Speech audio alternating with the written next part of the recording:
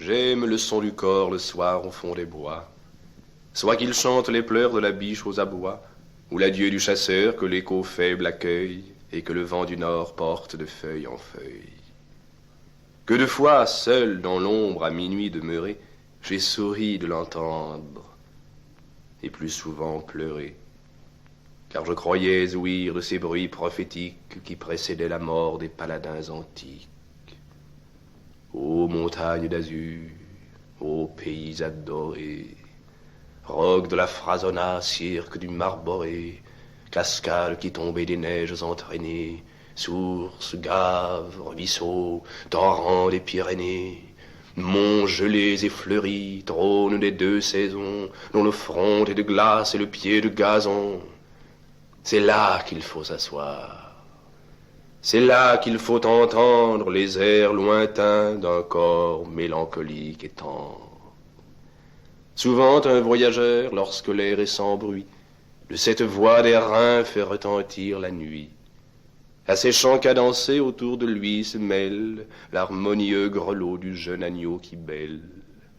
Une biche attentive, au lieu de se cacher, se suspend immobile au sommet du rocher. Et la cascade unit dans une chute immense son éternelle plainte au chant de la romance. Âmes des chevaliers, revenez-vous encore. Est-ce vous qui parlez avec la voix du corps? Roncevaux dans ta sombre vallée, l'ombre du grand Roland n'est donc pas consolée. Tous les preux étaient morts, mais aucun n'avait fui. Il reste seul debout, Olivier près de lui. L'Afrique sur les monts l'entoure et tremble encore. Roland, tu vas mourir! Rends-toi! Criait le mort. Tous tes pères sont couchés dans les eaux des torrents. Il rugit comme un tigre et dit: si je me rends, Africain, ce sera lorsque les Pyrénées sur l'onde avec leur corps rouleront entraînés. Rends-toi donc, répondit-il, ou meurs, car les voilà. Et du plus haut des monts, un grand rocher roula. Il bondit, il roula jusqu'au fond de l'abîme, et de ses pins dans l'onde, il vint briser la cime. Merci, cria Roland. Tu m'as fait un chemin. Et jusqu'au pied des monts, le roulant d'une main, sur le roc affermi comme un géant s'élance. Et prêt à fuir, l'armée à ce seul pas balance. Tranquille, cependant, Charlemagne et ses preux descendaient la montagne et se parlaient entre eux.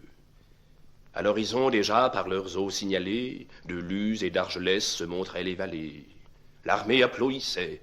Le luth du troubadour s'accordait pour chanter les saules de l'Adour.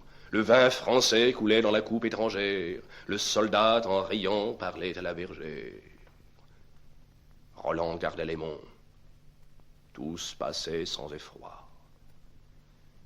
Assis nonchalamment sur un noir pâle froid qui marchait revêtu de housses violettes, Turpin disait, tenant les saintes amulettes: sire, on voit dans le ciel des nuages de feu. Suspendez votre marche, il ne faut tenter Dieu. Par Monsieur Saint-Denis, certes, ce sont des âmes qui passent dans les airs sur ces vapeurs de flammes. 2 éclairs ont reluit, puis 2 autres encore.